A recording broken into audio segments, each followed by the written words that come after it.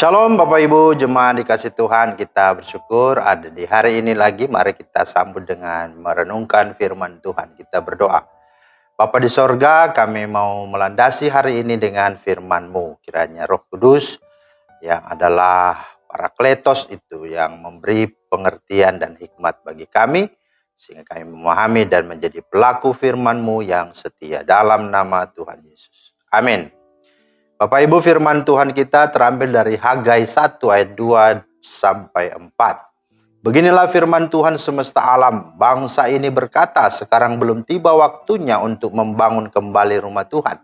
Maka datanglah firman Tuhan dengan perantara Nabi Hagai, berbunyinya, apakah sudah tiba waktunya bagi kamu untuk mendiami rumah-rumahmu yang dipapani dengan baik, sedang rumah ini tetap menjadi reruntuhan? Itulah firman Tuhan yang menjadi dasar renungan kita pada hari ini. Tema kita adalah dahulukanlah Tuhan dan pekerjaannya.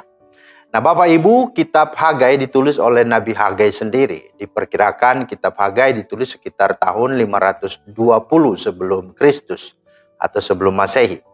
Dalam tulisannya, Hagai mencoba menegur umat Allah mengenai prioritas atau keutamaan hidup yang harus mereka jalani. Bahwa mereka harus mendahulukan Tuhan dan pekerjaannya di atas segala-galanya, termasuk kepentingan pribadi mereka. Mereka harus mendahulukan perintah Tuhan, yakni membangun kembali bait Allah yang sudah dihancurkan Nebukadnezar. Apalagi pasca mereka kembali dari pembuangan Babel dan sudah berada di Yerusalem. Hagai mengajak mereka untuk menghormati dan memuliakan Allah dengan membangun kembali bait Allah terlebih dahulu, sebelum mereka membangun rumah-rumah mereka pribadi secara permanen dan bahkan mungkin eksklusif. Nah itu sebabnya ketika hal prioritas ini tidak diindahkan mereka, maka Allah langsung datang melalui Nabi Hagai untuk menyatakan kesalahan mereka dan menegur keras mereka dan menyatakan hukuman yang akan Allah lakukan atas mereka. Itu ada di ayat 2 sampai 4. Dikatakan bangsa ini berkata, sekarang belum tiba waktunya untuk membangun kembali rumah Tuhan. Maka datanglah firman Tuhan bunyinya, apakah sudah tiba waktunya bagi kamu untuk mendiami rumah-rumahmu yang dipapani dengan baik, sedang rumah ini, yaitu bait Allah ini, tetap menjadi reruntuhan. Oleh sebab itu dikatakan, beginilah firman Tuhan semesta alam, perhatikanlah keadaanmu. Kamu akan menabur banyak tetapi membawa akan pulang hasil sedikit.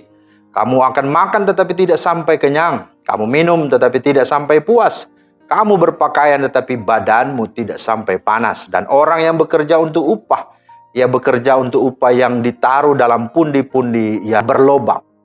Ya, namun di bagian lain dalam kitab Hagai, justru di sana Hagai hendak mengingatkan mereka supaya tidak berkecil hati.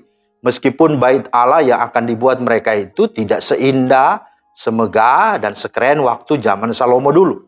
Namun terkait kesakralannya, marwahnya bait Allah itu, Hagai mendesak mereka untuk meninggalkan kenajisan dan percaya kepada tangan Allah yang berdaulat. Hagai meminta mereka setia dan taat serta percaya kepada Allah. Bagaimanapun juga Allah akan memenuhi bait Allah itu dengan kemegahannya, dengan kemuliaannya dan dengan damai sejahtera yang juga akan memberkati kehidupan mereka, yaitu umatnya. Hagai 2 ayat 9 berkata, adapun rumah ini kemegahannya yang kemudian akan melebihi kemegahannya yang semula. Firman Tuhan semesta alam, dan di tempat inilah aku akan memberi damai sejahtera. Demikianlah firman Tuhan semesta alam. Dan di sini dikatakan Tuhan tidak menunda-nunda memberi berkat kepada umatnya ketika mereka mendahulukan Tuhan dan pekerjaannya. Ayat 20 berkata, mulai dari hari ini aku akan memberi berkat. Nah Bapak Ibu, Saudara, jemaat sekalian, sekarang ini bait Allah itu sesungguhnya bukan lagi berupa gedung yang megah seperti di zaman Salomo. Melainkan bait Allah itu adalah saudara dan saya sebagai gereja yang dibangun dan didirikan oleh Tuhan Yesus Kristus melalui kematiannya dan kebangkitannya. Namun sekalipun kita sudah tahu dan menyadarinya, seringkali kita juga ketika diperhadapkan dengan masalah, kesibukan, usaha, dan urusan pekerjaan kita, justru kita lebih mendominasi itu dan lebih banyak menguras energi, perhatian, dan fokus kita terhadap hal-hal yang tersebut tadi. Kita fokus kepada itu dan lupa kepada bait Allah yaitu kehidupan rohani kita itu sendiri, kebutuhan rohani kita itu sendiri, di mana kita sungguh membutuhkan persekutuan pribadi dengan Dia, bahkan juga persekutuan secara komunal dengan saudara-saudara iman. Dan kita bisa melaluinya dengan doa, membaca Alkitab, merenungkan firman Tuhan.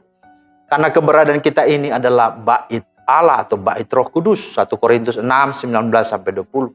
Karena itu mari rawatlah bait Allah itu yang Tuhan sudah berikan, itulah hidupmu, dengan hidup dalam keintiman bersama dengan Tuhan dan dalam kekudusan, serta persembahkanlah tubuh kita ini sebagai persembahan yang hidup, yang kudus dan yang berkenan kepada Allah. Sebab sesungguhnya itulah ibadah kita yang sejati kepada Tuhan Allah kita. Roma 12 ayat 1. Maka untuk bait Allah, yakni kehidupan rohani kita dengan Tuhan, jangan kita berkata, untuk Tuhan nanti dulu. Ya, dengan Tuhan, bisa nanti kapan-kapan saja. Jangan saudara, karena sesungguhnya dengan kita mendahulukan Tuhan, kita akan mendapat selamat, hikmat, dan berkat. Matius 6 ayat 33 berkata, jikalau kita mendahulukan kerajaan Allah dan kebenarannya, maka kata Tuhan, semuanya akan ditambahkannya kepadamu. Jadi kalau Tuhan memanggil kita melayani Tuhan sekarang ini, untuk menjadi apapun dan hal apa saja yang Dia berikan, maka jangan kita menunda-nundanya.